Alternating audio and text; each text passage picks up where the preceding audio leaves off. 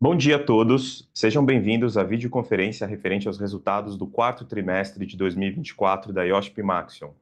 Eu sou Rodrigo Caraça, gerente sênior de relações com investidores da companhia, e irei conduzir a videoconferência de hoje. Presentes na videoconferência e disponíveis para a sessão de perguntas e respostas estão o Sr. Marcos Oliveira, CEO, e o Sr. Renato Salum, CFO. Informamos que essa videoconferência está sendo gravada e será disponibilizada no site de RI da companhia, onde se encontra disponível a respectiva apresentação. Destaco para quem precisar de tradução simultânea, temos essa ferramenta disponível no ícone do globo, escrito Interpretation, localizado no centro inferior da tela. Ao selecioná-lo, escolha o seu idioma de preferência, português ou inglês. Para aqueles ouvindo a videoconferência em inglês, a opção de silenciar o áudio original em português, clicando em Mute Original Audio. Para o Q&A, a sessão de perguntas e respostas, orientamos que se manifestem via ícone de Q&A no botão inferior de sua tela. Por padrão da dinâmica, seus nomes serão anunciados para que façam sua pergunta ao vivo. Nesse momento, uma solicitação para ativar seu microfone aparecerá na tela. Antes de prosseguir, gostaríamos de esclarecer que eventuais declarações que possam ser feitas durante essa videoconferência relativas às perspectivas de negócios da companhia, projeções e metas operacionais e financeiras constituem-se em crenças e premissas da diretoria da IOSP Maxion, bem como informações atualmente disponíveis para a companhia.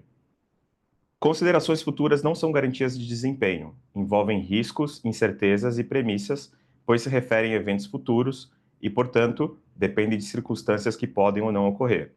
Gostaria agora de passar a palavra ao Sr. Marcos Oliveira, CEO da IOSP Maxion. Sr. Marcos, por favor, pode prosseguir.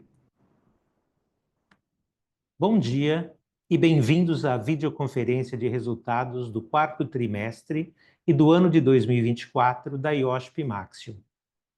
Em 2024, alcançamos resultados importantes, refletindo nosso compromisso com a normalização da rentabilidade e o crescimento sustentável e a disciplina na alocação e estrutura de capital. Com um aumento significativo no lucro bruto e no EBITDA, a companhia demonstrou sua capacidade de adaptação, melhoria da eficiência operacional com ganhos de produtividade, ajuste dos preços aos custos e lançamento eficaz de nossos produtos em novos programas de veículos ao redor do mundo. Com relação aos volumes de produção de veículos, tivemos em 2024 um crescimento da produção no Brasil, em especial nos veículos comerciais, e uma queda significativa nos volumes de produção na Europa e de forma menos relevante na América do Norte. Cabe destacar o forte avanço da produtividade de nossas operações nesta região, mesmo neste cenário de queda nos volumes de produção. No que se refere ao nosso balanço financeiro, demos um passo significativo na redução da alavancagem, impulsionado por uma melhor geração de caixa e o controle rigoroso dos custos financeiros. Nesse sentido, reduzimos os spreads por meio de reestruturação da dívida, ao mesmo tempo que otimizamos os seus prazos de vencimento e condições. De acordo com a S&P Global, a produção global de veículos leves apresentou uma redução de 1,1% em 2024, em comparação com o ano de 2023. Já a consultoria Global Data informou que a produção global de veículos comerciais registrou uma diminuição de 5,2% com relação a 2023. Seguirei agora com os slides disponibilizados em nossa apresentação. No slide número 2, podemos ver em mais detalhes a queda na produção de veículos leves e veículos comerciais, segundo S&P Global e Global Data. Tivemos uma queda de 1% na produção de veículos leves, e quando excluímos a China da produção global, foi uma queda de 3%. Em veículos comerciais, tivemos uma queda de 5% em 2024, comparado a 2023, e quando excluímos a China, uma queda de 6% com relação ao ano anterior. Com relação a 2025, podemos ver uma estabilidade nos volumes de produção de veículos leves e um leve crescimento de 1% na produção de veículos comerciais em 2025 com relação a 2024. No slide número 3, podemos observar alguns dos principais destaques do quarto trimestre e do ano de 2024 da companhia. Com relação aos mesmos períodos do ano anterior, atingimos uma receita líquida de 3,9 bilhões de reais no quarto trimestre de 2024, ou um crescimento de 12,2%. Atingimos uma receita líquida de 15,3 bilhões de reais em 2024, ou um crescimento de 2,5%. Tivemos um lucro bruto de 483 milhões de reais e margem bruta de 12,4% no quarto trimestre de 2024, um aumento de 27% e de 1,5 ponto percentual. Atingimos um lucro bruto de 1,8 bilhão de reais e margem bruta de 11,9% em 2024, um aumento de 20,8% e de 1,8 ponto percentual. Tivemos um crescimento no EBITDA recorrente de 33,1% no quarto trimestre de 2024, com margem de 9,9%, um crescimento de 1,6 ponto percentual. Tivemos um crescimento no EBITDA recorrente de 26,3% em 2024, com margem de 10,2%, ou um crescimento de 1,9 ponto percentual. Atingimos um lucro líquido de 68,4 milhões de reais no quarto trimestre de 2024 e de 264,7 milhões de reais em 2024. Nossa alavancagem financeira foi de 2,39 vezes no quarto trimestre de 2024, em relação a 2,93 vezes no quarto trimestre de 2023 e 2,59 vezes no terceiro trimestre de 2024. Tivemos distribuição de proventos de 99,3 milhões de reais referente ao ano de 2024, sendo 70,2 milhões de reais em JCP e 29,1 milhões de reais de dividendos. No slide número 4, podemos ver a receita operacional consolidada da companhia, conforme mencionado no slide anterior. Tivemos um crescimento de 12,2% no quarto TRI de 24 contra o quarto TRI de 23 e um crescimento de 2,5% em todo o ano de 2024. A variação cambial foi positiva de 404 milhões de reais no quarto trimestre e de 744,8 milhões de reais em 2024. No slide número 5, podemos ver a receita por produto da companhia. Em componentes estruturais para veículos comerciais, a sua participação cresceu de 21% no ano de 2023 para 23% no ano de 2024. Rodas de aço para veículos leves cresceu sua participação de 24% para 25% em 2024. Rodas de aço para veículos comerciais teve uma queda na sua participação de 22% em 2023 para 20% em 2024, impactado pela dinâmica de diferentes mercados onde a companhia atua.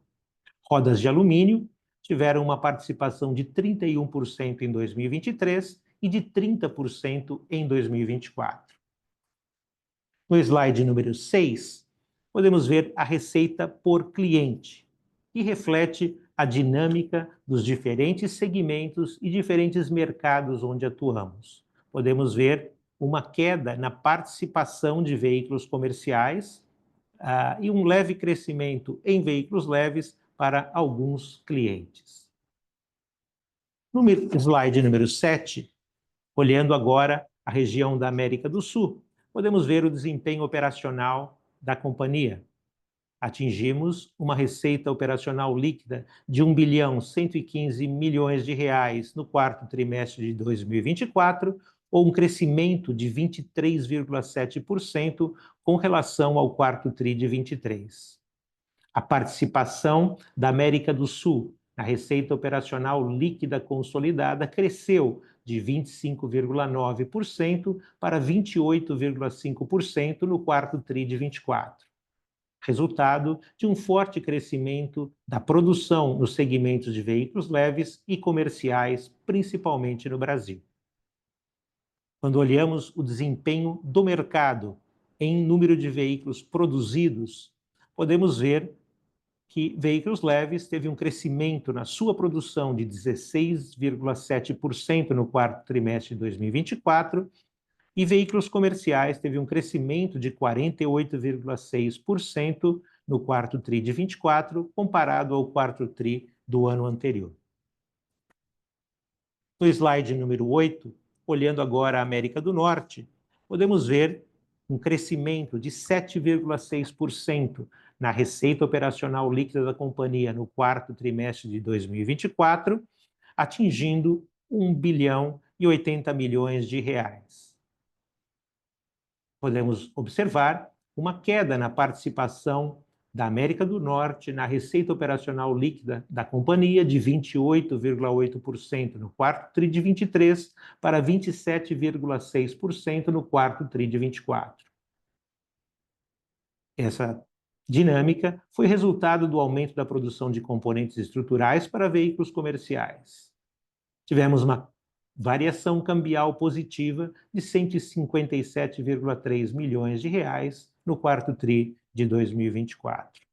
Olhando agora o desempenho do mercado em números de veículos produzidos, podemos ver uma queda de 4,1% na produção de veículos leves e uma queda de 15,6% na produção de veículos comerciais no quarto tri de 24, comparado ao quarto tri de 2023.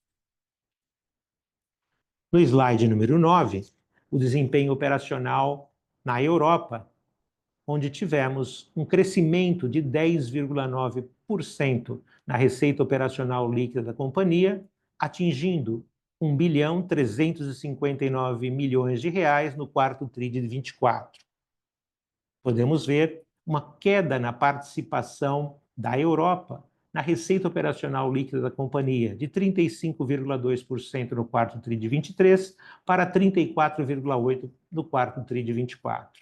A redução do volume de produção na região, principalmente no segmento de veículos comerciais, afetou essa queda na participação da Europa. Tivemos uma variação cambial positiva de R$ 193 milhões no quarto tri de 24. Quando olhamos o desempenho do mercado em número de veículos produzidos, podemos ver uma queda de 9,5% na produção de veículos leves e uma queda de 29,3% na produção de veículos comerciais no quarto tri de 2024.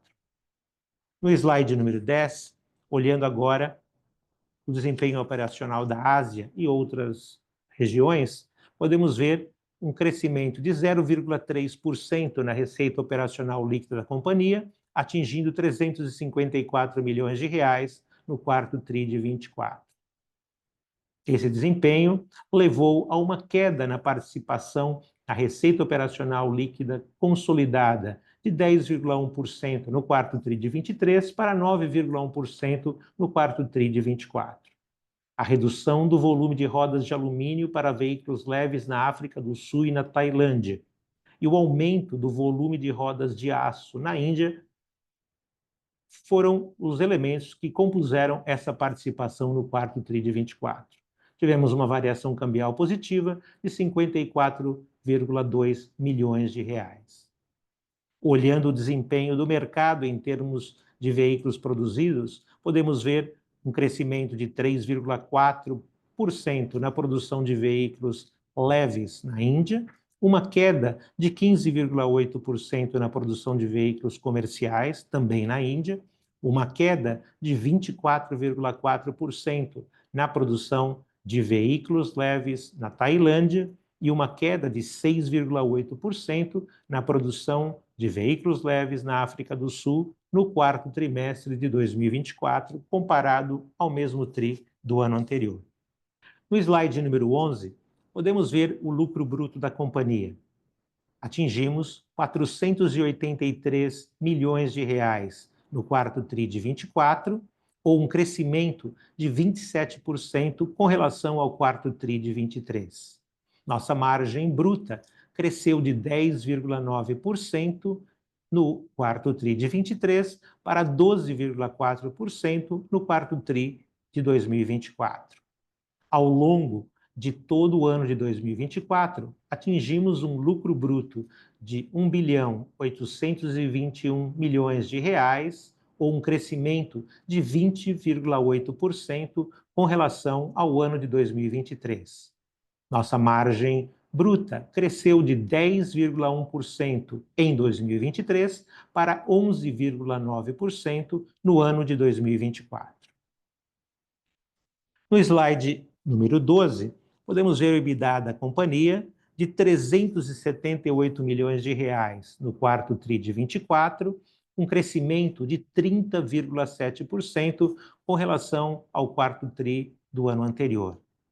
Nossa margem EBITDA cresceu de 8,3% no quarto TRI de 23 para 9,7% no quarto TRI de 24. Ao longo de todo o ano de 2024, atingimos um EBITDA de 1.524 bilhões de reais, com um crescimento de 21,6% com relação ao ano de 2023. Nossa margem EBITDA cresceu de 8,4% em 2023 para 9,9% no ano de 2024. Quando fazemos a conciliação do EBITDA ajustado da companhia nos diferentes períodos, podemos ver uma margem EBITDA ajustada de 8,3% no quarto TRI de 23 para 9,9% no quarto TRI de 24. E uma margem EBITDA ajustada de 10,2% em 2024, comparada a 8,3% no ano de 2023. No slide número 13, podemos ver o lucro líquido da companhia. Atingimos um lucro líquido de 68 milhões de reais no quarto TRI de 24, comparado a um prejuízo líquido de 8 milhões de reais no quarto TRI de 23. Ao longo de todo o ano de 2024, atingimos um lucro líquido de 265 milhões de reais, comparado a 31 milhões de reais no ano de 2023. Tivemos uma distribuição de 99,3 milhões em proventos referentes ao ano de 2024. No slide número 14, podemos ver os investimentos da companhia. Atingiram 245 milhões de reais no quarto TRI de 24, contra 222 milhões de reais no quarto TRI de 23. Ao longo de todo o ano de 2024, os investimentos foram de 678 milhões de reais, comparado a 552 milhões de reais em 2023. A variação cambial impactou os investimentos em 30,9 milhões de reais no quarto TRI de 24 e 52,9 milhões de reais em todo o ano de 2024. Vale lembrar que os investimentos caixa foram de 590,9 milhões de reais em 2024, comparados a 505,2 milhões de reais em 2023. Os principais investimentos no período foram relacionados ao aumento de capacidade na América do Norte e à construção da nova planta de rodas de alumínio para caminhões na Europa. No slide número 15, podemos ver a alavancagem financeira da companhia de 2,39 vezes no quarto trimestre de 24, comparado a 2,59 vezes no terceiro trimestre de 2024 e de 2,93 vezes no final do ano de 2023. A desvalorização do real impactou de forma negativa o endividamento líquido da companhia no quarto tri de 24 em 78,8 milhões de reais e de 407,7 milhões de reais no ano de 2024 em relação ao ano de 2023.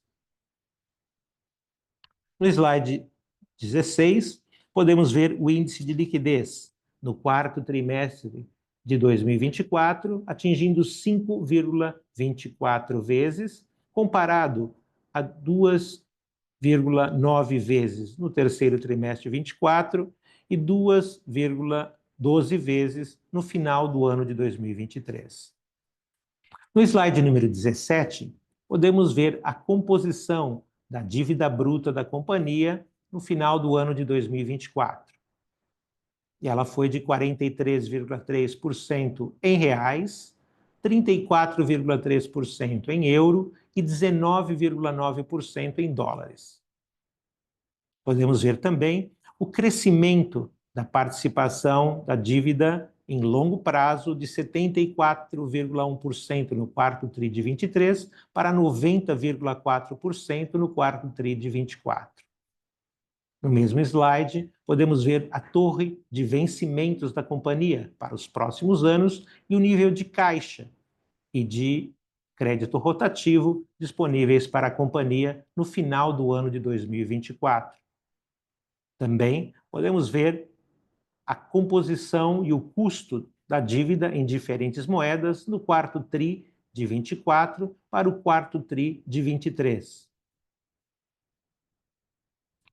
No slide número 18, podemos ver alguns dos principais lançamentos da companhia no ano de 2024.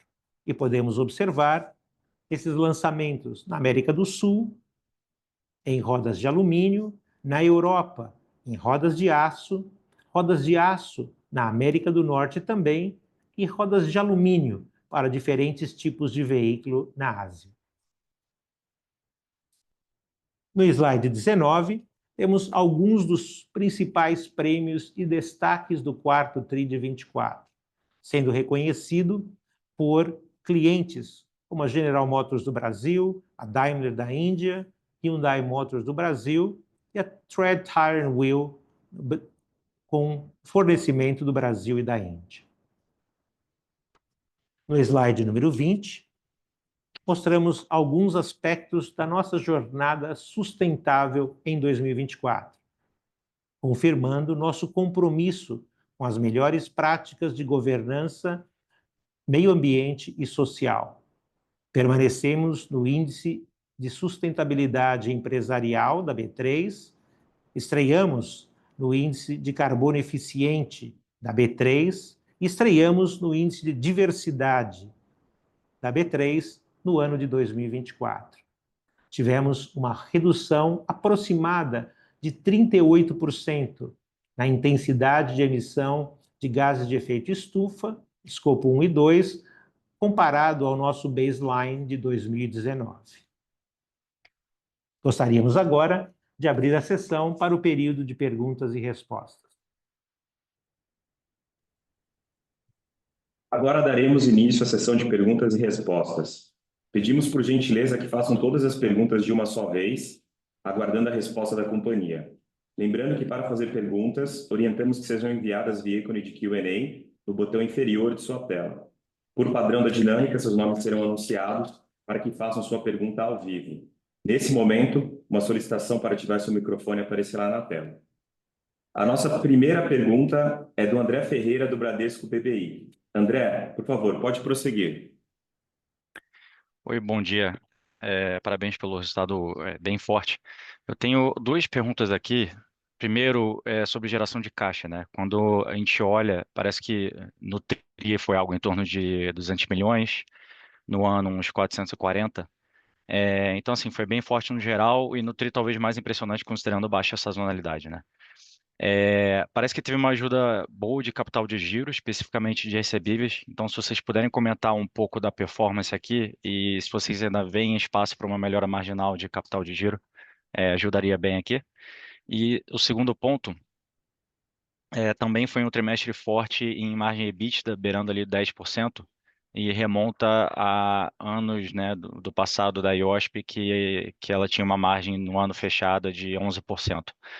A minha pergunta é, vocês consideram esse nível de 11% algo que dá para atingir em 2025? Obrigado. André, bom dia. Acho que ótima pergunta. Acho que você está correto aqui com a sua colocação. Quando a gente olha, principalmente aqui uma peça pública, né, que é a própria demonstração de fluxo de caixa indireto, quando a gente coloca ali o pagamento de forfaiting, que fica no grupo de financiamento, e traz isso para cima dentro do operacional, a gente vê que a geração de caixa do ano foi 450 milhões de reais, né? Então, é uma geração bruta, a gente já vinha sinalizado que até 30 do 9 nós estávamos ali com 300 milhões de reais e viemos aí com esses 450 milhões fechando o ano, né? Acho que em relação à sua segunda pergunta, em 2023, quando a gente faz essa própria análise, essa mesma análise que você colocou, a gente vê uma geração de caixa até maior do que esses 450 milhões. Mas somente lembrando que em 2023 nós fizemos aqui transações com factoring, né, que obviamente ajudou aqui na geração de caixa, só que em 2024 basicamente aqui uma manutenção, tá? Então, no final do dia, esses 450 milhões aqui é uma geração de caixa real, tá? E ela contrapõe aqui com os 407 milhões de FX que nós tivemos aqui na nossa dívida líquida, né? Marcando aqui a 6,20 no final do ano. Então, quando a gente faz essa conta de 450 de free cash flow menos os 407, a gente chega aqui numa redução de 40 milhões de reais, que é a geração, que é a diminuição da dívida que nós estamos vendo em 2024 em relação a 2023, tá? André, bom dia. Obrigado pela pergunta. Com relação à sua pergunta sobre margem, eu acho que nós temos sido bastante consistentes desde o início do ano de final de 23, começo de 24. Nós estamos numa jornada de recuperação de margem, normalização de margem, com o objetivo de regressar às nossas margens históricas. Então, tanto é que no ano de 2024, apesar do mercado global de veículos leves ter caído 3%, excluindo a China, e o mercado global de veículos comerciais ter caído 6%, também excluindo a China, já que nossa participação lá é pequena, apesar dessa queda de volume global da indústria, nós pudemos recuperar a nossa margem bruta em 1,8% e a nossa margem EBITDA ajustada em quase 2% com relação ao ano anterior. Isso em função das nossas ações de produtividade, precificação para ajustar preços aos custos do momento e um trabalho muito forte de toda a equipe em posicionar os nossos produtos, lançando novos programas com clientes atuais, com novos clientes e continuar melhorando o perfil dos nossos produtos no mercado. Dessa forma, nós acreditamos ainda que a nossa meta em 2011 é poder voltar às nossas margens históricas, médias, que estão nesse patamar que você mencionou, porque nós vemos a continuidade das ações de produtividade, nós vemos ainda as correções, ajustes de precificação em alguns mercados onde necessário, em alguns produtos necessários, em um ano onde nós vemos a perspectiva de não crescimento. Na realidade, quando nós olhamos 2025, na produção global de veículos leves, é um ano que anda de lado, com uma melhora no mercado brasileiro, uma melhora no mercado indiano, uma queda no mercado europeu, uma leve queda no mercado norte-americano, mas de uma forma geral ele é um ano relativamente flat em termos de volume, e no mercado de veículos comerciais também é um ano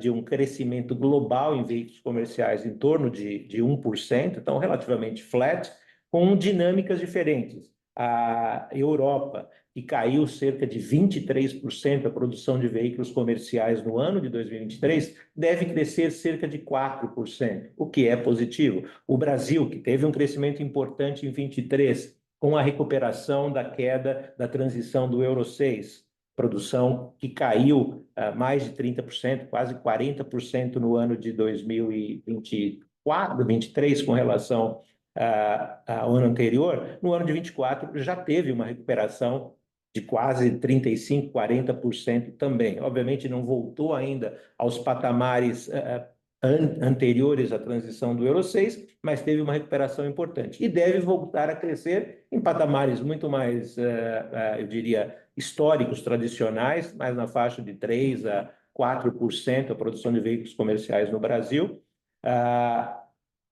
Um leve crescimento no mercado norte-americano, obviamente ainda sujeito ao melhor entendimento dos eventuais impactos que podem existir de tarifas do governo americano com relação à importação de produtos de outros mercados, mas uma leve queda ainda nesse segmento, mas de uma forma agregada, um ano relativamente estável em termos de volumes. Com essas dinâmicas, os nossos esforços internos de produtividade e nosso ajuste de precificação onde necessário, a gente acredita que é factível e a nossa meta realmente é poder voltar às nossas margens médias históricas ao longo do ano de 2025.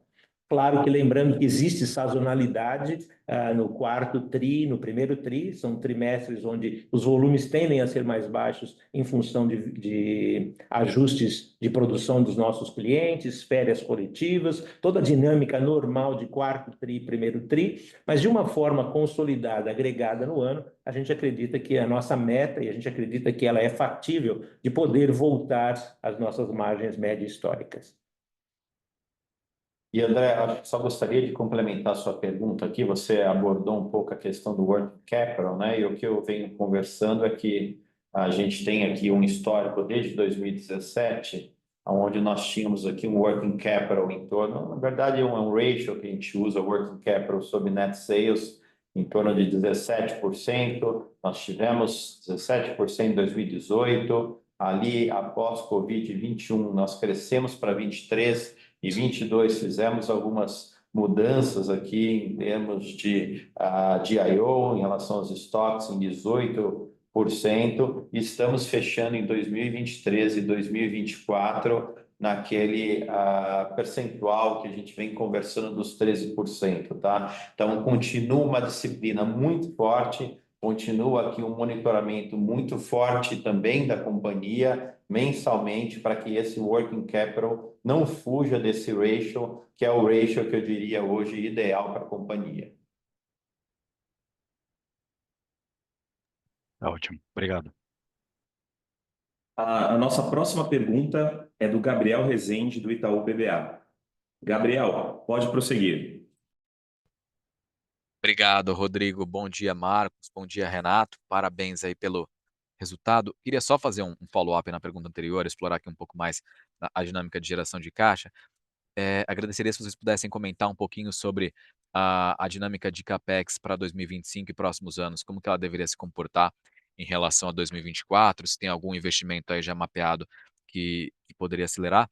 E também, ficou bem claro o comentário de vocês em relação à margem para o ano fechado, obviamente tem sazonalidade nisso, mas se vocês puderem comentar também sobre alguma volatilidade em relação a preços de commodities, que poderia trazer uma volatilidade, talvez não antecipada pelo mercado, agora nesse primeiro tri de 25, ou primeiro semestre de 25.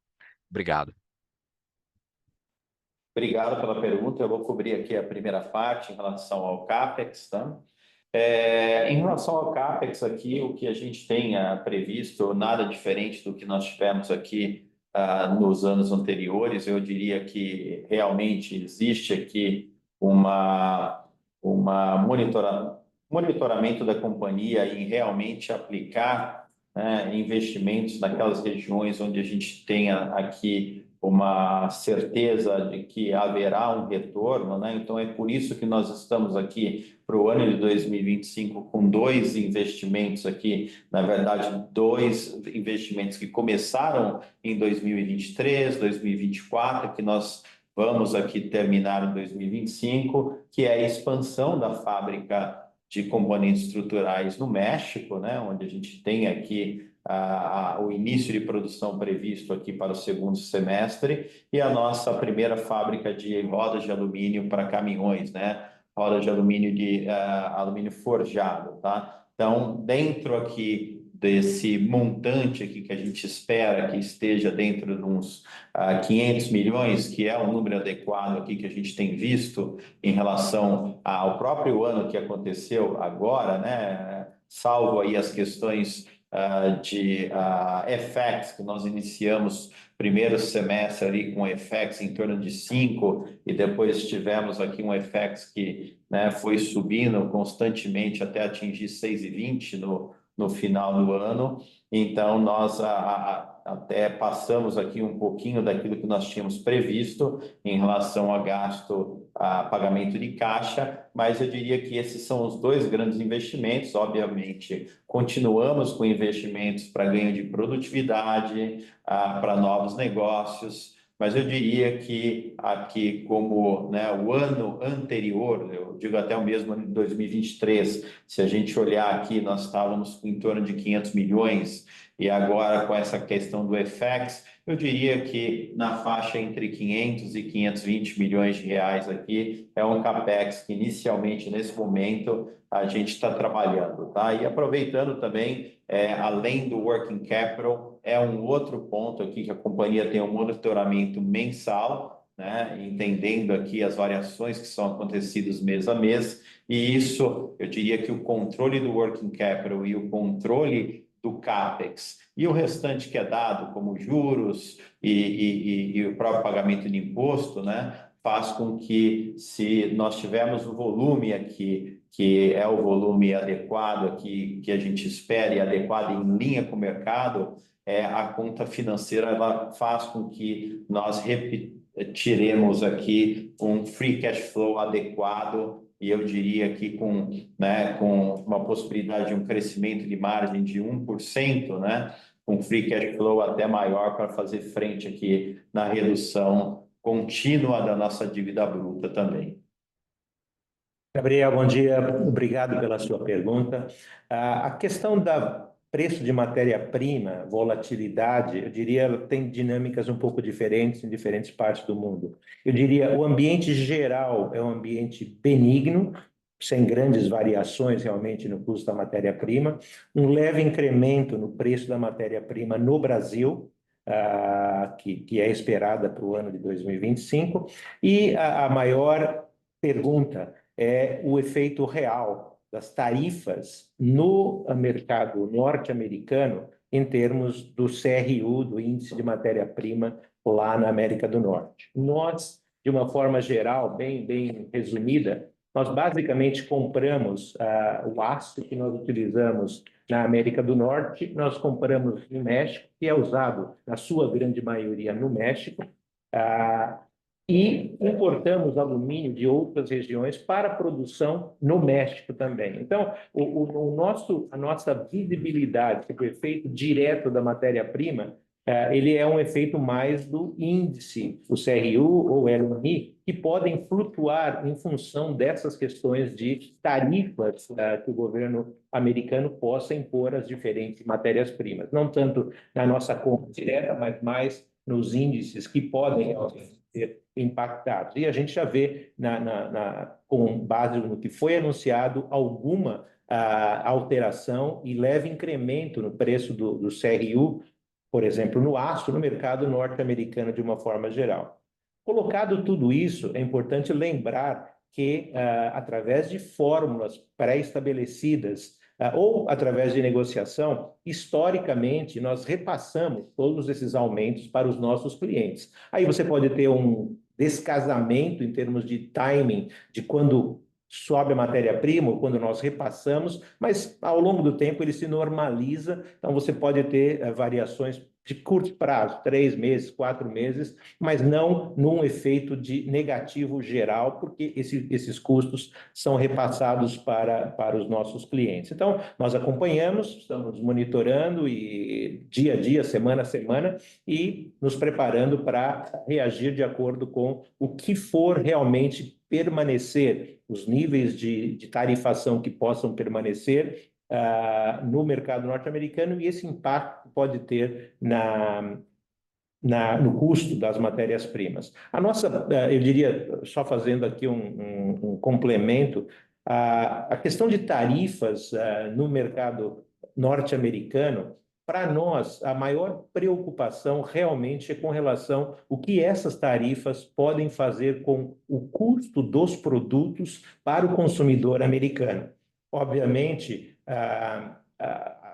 o aumento de tarifa que eventualmente seja repassado pelos fornecedores para os produtores de veículos, e o repasse para o consumidor final pode gerar um aumento na inflação e uma queda na economia e uma queda na demanda. Essa é a grande pergunta.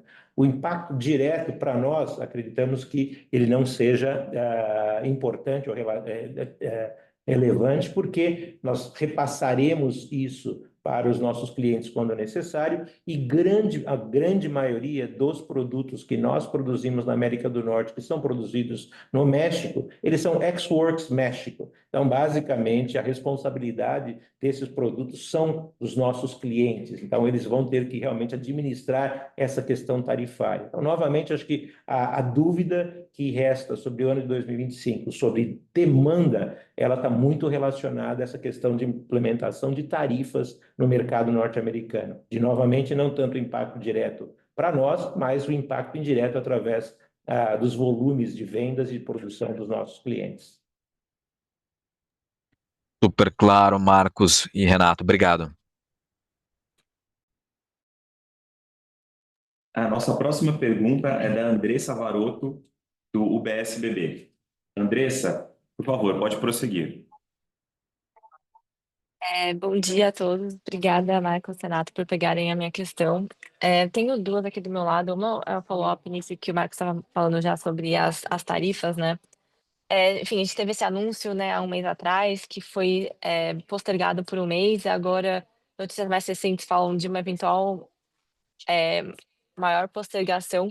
Então, a minha pergunta é, acho que desde que a gente teve esse anúncio, né, o que vocês já viram de movimentação dos clientes em relação a isso, né, em conversas com a companhia ou de modo geral? E a minha segunda pergunta é em relação, né, aos volumes, né, desses 2 primeiros meses do ano versus expectativa. Se teve alguma coisa que surpreendeu tanto para cima como para baixo, ou se tem vindo bem alinhado aí ao que vocês têm esperado para o ano.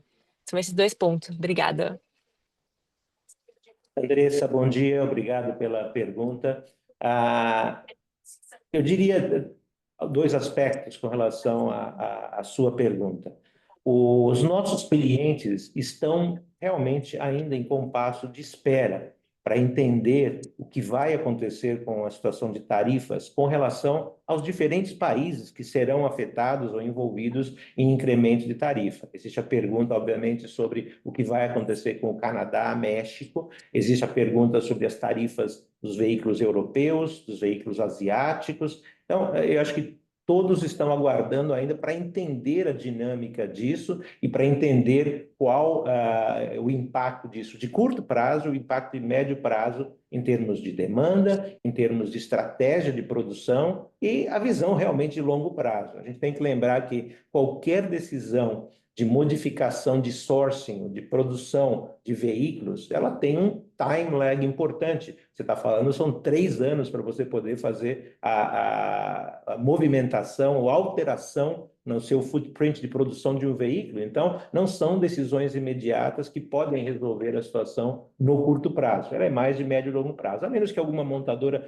tenha alguma capacidade disponível nas suas fábricas, nas suas produções, que ela possa fazer algum ajuste de curto prazo, mas ela poderia fazer algum movimento desse tipo. Por outro lado, ela vai ter um custo de produção maior, porque o custo de produção nos Estados Unidos é superior ao custo de produção do México, na mão de obra e outros insumos também. Então, existe uma vantagem, talvez tarifária, mas talvez tenha uma desvantagem em termos de custo. Então, não é uma decisão simples em função dos níveis de tarifas que possam ser efetivamente implementados, a duração, as condições dessas tarifas e, obviamente, a visão de médio e longo prazo do que pode acontecer sobre a produção. Lembrando que existe um desafio ainda em termos de disponibilidade de mão de obra nos Estados Unidos, os próprios custos inflacionários, que são fatores que elas devem levar em consideração. Então, nesse momento, eu diria um compasso de análise, de espera, para entender realmente o que vai acontecer e aí ver as alternativas de curto, médio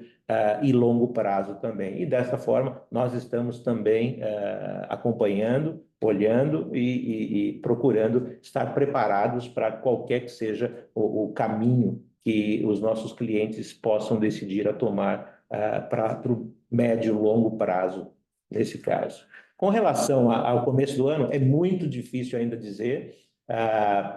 Primeiro porque nós temos um mês completo já. O que eu posso te dizer, o positivo, e uma das coisas que a gente está contente com relação ao ano de 2024, é que o ano de 2024, no agregado, no consolidado da companhia, ele teve um desempenho muito, muito, muito alinhado com o nosso plano operacional para o ano de 2024.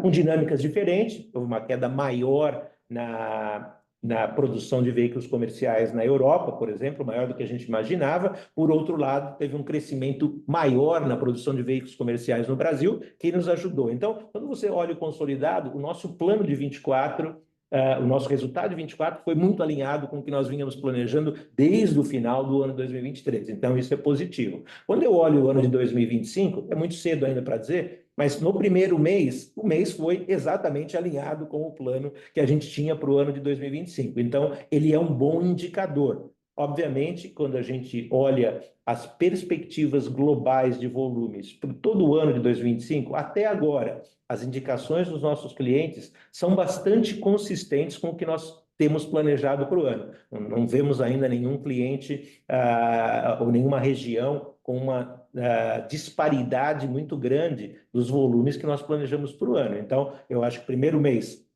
foi bem alinhado os resultados, o full year, que a gente chama o nosso forecast, parece bem alinhado. Eu diria, talvez, a pergunta ainda que a gente vai ter que acompanhar é a questão do mercado norte-americano em função do que eu mencionei anteriormente. Os especialistas dizem que se as tarifas forem implementadas nos patamares que eles estão sendo indicadas nesse momento, poderia haver um impacto entre 2 mil a 3 mil dólares no preço de um veículo nos Estados Unidos, um impacto talvez até de 10% no preço de veículos comerciais, que pode, obviamente, afetar essa questão de demanda. Então, essa, eu diria, é a pergunta que ainda provavelmente vão levar mais alguns meses para nós entendermos melhor esse efeito. O segmento de veículos comerciais para o ano de 2025, ele já é um segmento que mostra uma queda, ele já é uma expectativa, existe uma perspectiva de queda, talvez não tão acentuada como muitos acreditavam que seria a queda de 2024,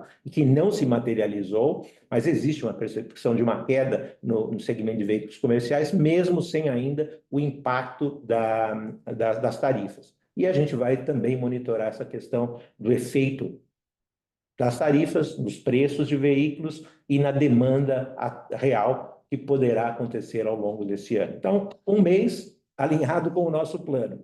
Forecast, os volumes dos nossos clientes para o ano, alinhados com o que a gente está imaginando. Vamos aguardar agora os próximos meses para ver como é que os mercados se comportam. Muito claro, obrigada, Marcos. A nossa próxima pergunta é do André Mazzini, do Citi. André, por favor, pode prosseguir. Oi, time. Obrigado pelo call. Minha pergunta é sobre também o mercado norte-americano, né? Então, saindo um pouquinho de tarifas e falando um pouco da saúde dos produtores de roda lá daquele mercado. A gente viu que tem um produtor importante que está em recuperação judicial, né, Chapter 11. Então, se falasse o cenário competitivo está um pouco mais tranquilo, com alguns produtores não indo tão bem. E se vocês acham que, depois dessa discussão toda de tarifa, se há chance de a produção realmente voltar para os Estados Unidos, ter um reshoring, né? É difícil porque, obviamente, mão de obra por lá é cara, desemprego está muito baixo atualmente, mas eu acho que é isso que o Trump quer no final do dia, né? Então, tem chance de voltar alguma coisa a ser produzida de fato nos Estados Unidos, ou o México vai continuar sendo o powerhouse de autopeças da cadeia automotiva da América do Norte como um todo? Obrigado. André, obrigado pela pergunta. Realmente, eu acho que seu comentário sobre a saúde financeira de alguns produtores de rodas na América do Norte, no mundo de uma forma geral, ela está realmente num momento desafiador, eu diria. O que reforça realmente a nossa estratégia ao longo dos anos, e não só nesses últimos anos, mas ao longo dos últimos anos, de manter uma saúde financeira bastante robusta da companhia. Nosso balanço é importante, a nossa geração de caixa, a nossa capacidade de reagir a diferentes níveis de demanda, subindo ou crescendo. Então, sempre foi a base do nosso planejamento de manter a saúde financeira e não sofrer oscilações de mercado em um mercado que possa afetar os negócios da companhia. E essa é a nossa estratégia, é sermos saudáveis e sermos uma solução para os nossos clientes de estarmos saudáveis, de termos capacidade de reagir a demandas de novos produtos, de novas tecnologias, de poder oferecer inovações, a poder entregar o produto no momento que o nosso cliente precisa, aonde ele precisa. Então, a nossa estratégia de saúde financeira é chave, é fundamental, ela tem sido assim ao longo dos últimos 10 anos e continuará sendo nos anos futuros, para que quando um cliente olhar na sua decisão de aonde colocar os seus pedidos para novos produtos, ele possa olhar uma empresa como a Iochpe Martin e dizer: esse eu posso confiar que ele vai ter capacidade de entregar o produto daqui a 3 meses, e daqui a 3 anos, e daqui a 6 anos, porque a empresa tem uma disciplina de negócios financeira de poder passar por períodos mais difíceis de mercado, de regiões e de todo o tipo. Também poder contar com um fornecedor que tenha uma base de pessoas que seja bastante experiente, conhecedora do negócio, que tenha estabilidade no seu apoio aos negócios da companhia, porque isso é a receita para o sucesso de longo prazo da companhia. Então, nesse sentido, acho que a Iochpe Maxion está muito bem posicionada globalmente e nos posiciona para poder oferecer soluções quando os nossos clientes tenham dificuldade de abastecimento ou tenham temor de que algum fornecedor possa ou não entregar. Eu acho que isso é positivo e, com certeza, tem um valor para os nossos clientes e para o mercado. Com relação a se isso vai tornar o mercado mais competitivo ou menos competitivo, o tempo dirá, mas eu acho que estamos muito bem posicionados nesse sentido. Com relação ao reshoring para os Estados Unidos, como você mencionou e eu mencionei anteriormente, não é uma equação simples, não é uma equação somente de falar, olha, tá bom, se eu tenho 10% ou 25% de tarifa importando do México, ou do Canadá, ou de outro país, então faz sentido eu mudar tudo para os Estados Unidos. Não exatamente, porque os custos de produção nos Estados Unidos são superiores aos custos de produção no México. Não existe dúvida sobre isso. E a disponibilidade de mão de obra, queira ou não queira, é um fator preocupante, limitador. A gente sabe que o desemprego nos Estados Unidos está basicamente em nível de pleno emprego, então não é um momento onde é fácil você poder buscar ou encontrar mão de obra nesse setor industrial particularmente. Então, é uma análise que as montadoras farão. E, de novo, não é uma análise que pode ser feita, ok, se eu acho que vão existir tarifas mais elevadas no próximo ano, nos próximos 2 anos, posso tomar decisão hoje, porque daqui a 2 ou 3 anos essa situação tarifária pode ser muito diferente. Você pode ter tomado uma decisão de aumentar os seus custos de forma permanente para uma coisa que pode ser temporária. Então, eu acredito que as montadoras vão analisar com muito cuidado, estão analisando com muito cuidado e muita atenção. Minha opinião pessoal, própria, é que isso não deve fazer uma mudança drástica na base produtiva da América do Norte. Podem haver movimentos pontuais, isolados, de algum produto, quando existe capacidade disponível e quando a questão da relação custo-tarifa possa ser interessante, mas eu não acredito no reshoring total ou significativo de produção do México ou do México-Canadá para os Estados Unidos. É uma opinião pessoal minha. Vamos ver, o tempo nos dirá também. Claríssimo. Obrigado, Marcos. A nossa próxima pergunta é do Lucas Lag, da XP Investimentos. Lucas, por favor, pode prosseguir. Bom dia, pessoal. Obrigado pelo espaço, parabéns aí pelos resultados. Eu tenho só um complemento rápido aqui em relação a... Não queria ser muito redundante na questão de tarifa, mas é um ponto que eu queria entender melhor com vocês. Mas acho que o Marcos comentou ali, né, essa dinâmica de vocês continuarem comprando matéria-prima do México e de outras regiões, não necessariamente dos Estados Unidos. E aí fica uma dúvida, né? Porque acho que tem uma diferença ali dessa questão de compra de insumo entre os seus clientes e vocês, né? Assim, porque no fim, se pegar o mercado norte-americano, né? Prêmio Midwest lá de alumínio subiu bem, preço de aço tá subindo, né? Principalmente para aço plano, e parece, né, ter uma pressão de insumo que fica maior na mão do cliente do que na mão de vocês que acabam, né, ficando mais fora ali dessa exposição aos Estados Unidos. Então, minha dúvida é se existe algum risco de não repassar o efeito que vocês já estão vendo de aumento de matéria-prima para o cliente, pensando no cliente, né, compartilhar parte desse risco que ele está vendo por uma questão mais exógena ali dessa questão tarifária, né? Então, se eventualmente vocês enxergam esse risco, eu não sei se já está tendo negociação de repasse com os clientes, se isso vai acontecer ainda nos próximos meses, mas se existe esse risco de eventualmente não repassar completamente esses efeitos de aumento de preço de insumo nesse contexto mais exógeno que a gente está vendo atualmente. E aí tem alguma pressão de matéria-prima por conta disso. Obrigado.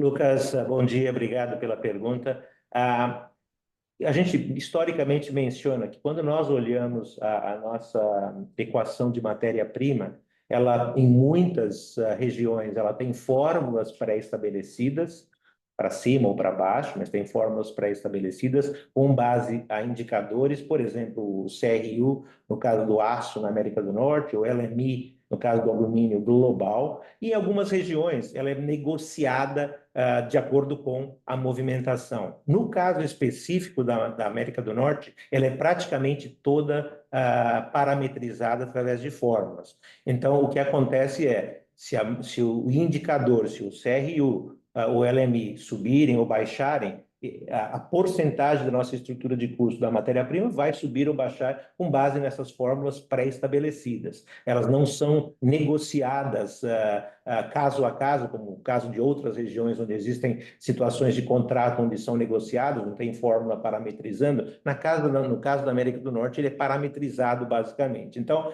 eu acho que esse risco que você menciona é baixo, porque a gente já tem essas fórmulas pré-estabelecidas, nos bons anos, nos maus anos, a matéria-prima vai subir ou vai descer e esse fator vai acabar afetando. Novamente, tem a questão do time lag, que pode existir, porque são fórmulas estabelecidas no preço da matéria-prima ou do indicador ao longo dos últimos meses, então você tem aí um fator de delay, pode ser de 3 meses, de 4 meses, mas ele acaba sendo repassado.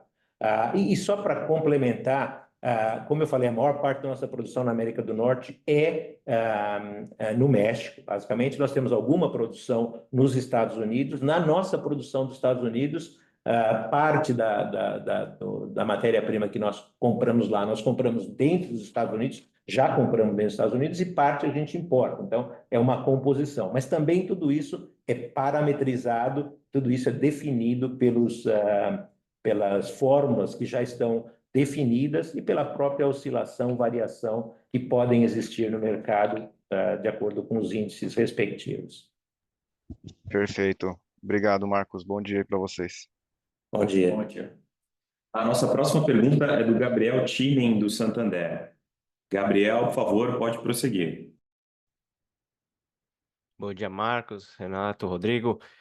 Tenho duas perguntas do meu lado. A primeira é mais focada aqui do lado de eficiência, né?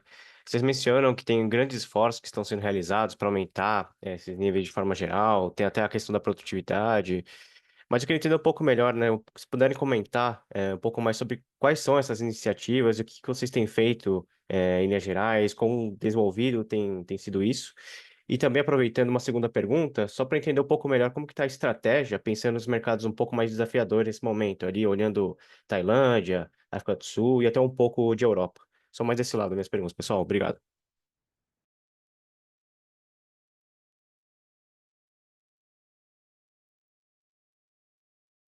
Acho que está mutado, Marcos.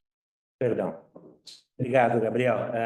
Acho que de uma forma geral, em termos de eficiência, nós temos um programa de produtividade em todas as nossas fábricas globalmente, sejam em rodas ou componentes estruturais, onde de uma forma bastante sistemática, as nossas equipes de excelência operacional buscam ganhos de eficiência de forma constante, seja na melhoria de tempos de processo, seja na automação de fábricas, seja na redução de desperdício do processo produtivo, seja de aço, ou seja de alumínio. Então, é um processo muito bem estruturado, muito bem montado, com um acompanhamento constante, que dá e que nos dá, ano após ano, uma visão de quanto custava para nós operarmos, quantas horas nós utilizávamos para produzir uma roda, por exemplo, e quanto nós precisamos hoje. Então, é um esforço contínuo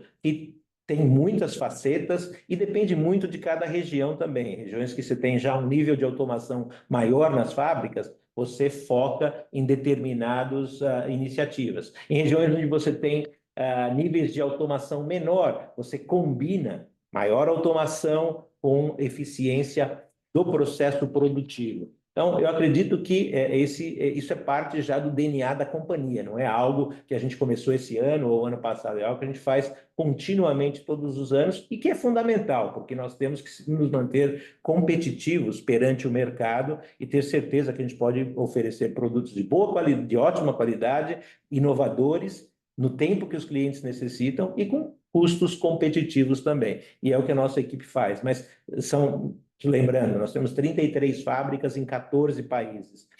Não existe um projeto único que é igual para todas as fábricas. São projetos específicos por fábrica, por linha de produto, são rodas de máquinas agrícolas, ou são rodas de alumínio para veículos leves. Eles possuem ações que são bastante únicas, bastante específicas, e a gente mede isso trimestre a trimestre, mês a mês, trimestre a trimestre, ano a ano, e a gente vê esses ganhos de produtividade se materializando através dessa multitude de ações que nós implementamos.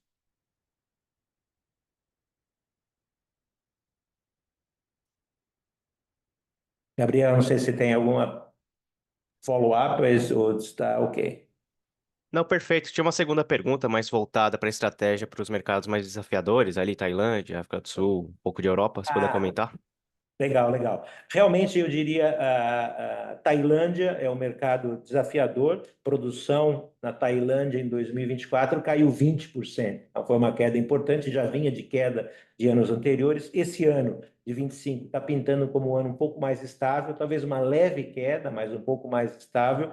E a gente tem procurado, além de atender os clientes tradicionais que a gente atende e que também sofrem esses desafios de demanda e de produção, na realidade, não só da Tailândia, mas de mercados do Sudeste Asiático, para quem a Tailândia exporta picapes e outros veículos também, a gente tem buscado outros segmentos. Na apresentação que eu fiz no início, a gente vê lá, por exemplo, rodas para aplicação em tuk-tuk, que é algo bastante típico da Índia, da Tailândia, daquela região. A gente tem rodas que a gente está começando a produzir para motocicletas na própria Tailândia. Então, a gente está procurando diversificar o portfólio além do tradicional carro de passeio, porque são rodas de alumínio que a gente produz lá na Tailândia, para outros segmentos onde a gente possa ajudar a procurar neutralizar parte dessas quedas de demanda que tem sido constante ao longo dos últimos anos. E